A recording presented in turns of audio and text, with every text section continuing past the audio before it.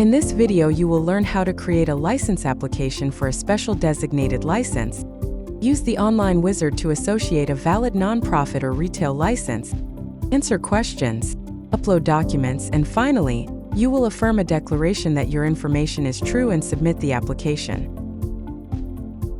Click the Getting Started link at the top of the menu to view all available activities. Now click Select under Licensing.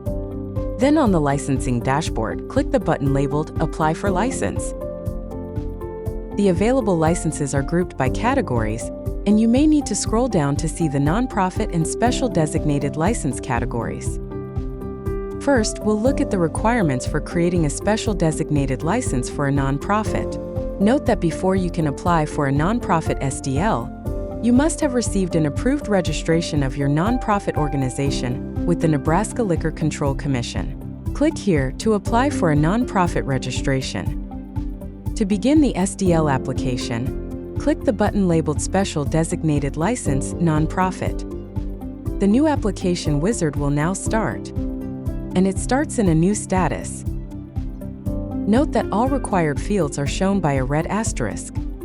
First, select the type of event from the drop-down.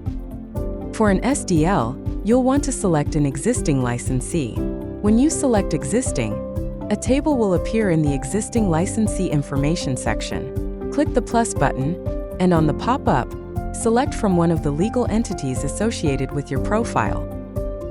Next, select whether the license will be managed by an agent.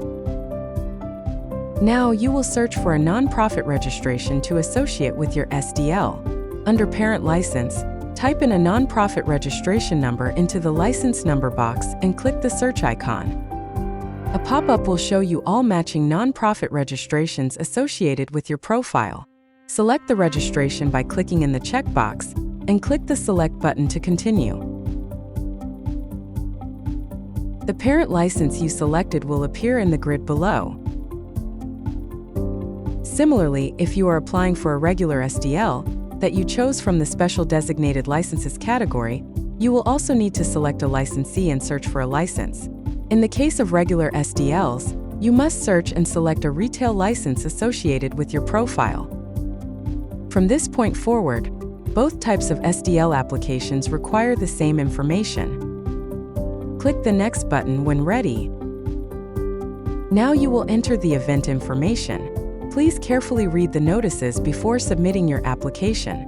Enter the name of the location or a description of the location where the event will be held. Then, enter the address of the location. Enter the event dates, number of event days, event hours of operation, and the event contact information. One question that often pops up is, what should I put for event dates and event days if the hours of operation start on one day and end after midnight on the next?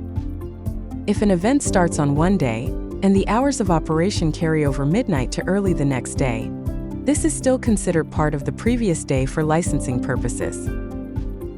For example, let's say there is a Labor Day event being planned for Sunday, September the 1st and Monday, September the 2nd of 2024, and that the operating hours are from 1 p.m. until 1 a.m. the next morning.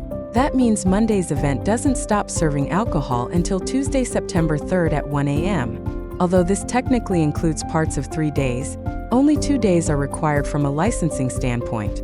So, in this example, the event date should be September 1 through 2, and the number of event days should be 2. When all information has been entered, click the Next button. The Questions page will have a number of defined questions. These may include yes or no responses, or text entry. In some instances, a response will result in a subset of additional questions. All questions must be completed in order to submit the application. You may clear all your answers by clicking the Clear Answers button shown here. When all questions have been answered, click the Next button. Now the Documents page opens. This page will specify which documents may be uploaded as part of the license application. If a document is required, a checkmark will appear next to the document type in the table. If no checkmark is present, the document is optional. In some cases, forms are provided under the Sample Forms column, indicated by a download icon. Click this icon to download the form to your computer. Upload documents by clicking the plus icon or by dragging and dropping files from your operating system into this area here. If you add a document, you will need to select the document type from the drop-down list. Once all documents have been uploaded, click Next. The final step of the license application allows a review and then submittal. The system will provide an application number and related details. The license type and licensee reflects your previous selections. Then the licensing fees will be displayed. You must complete the declaration statement by clicking the checkbox, and then click the Pay and Submit button. You will then be taken to the Nebraska payment system where you can enter your payment details. Once all fees are paid, the application is submitted.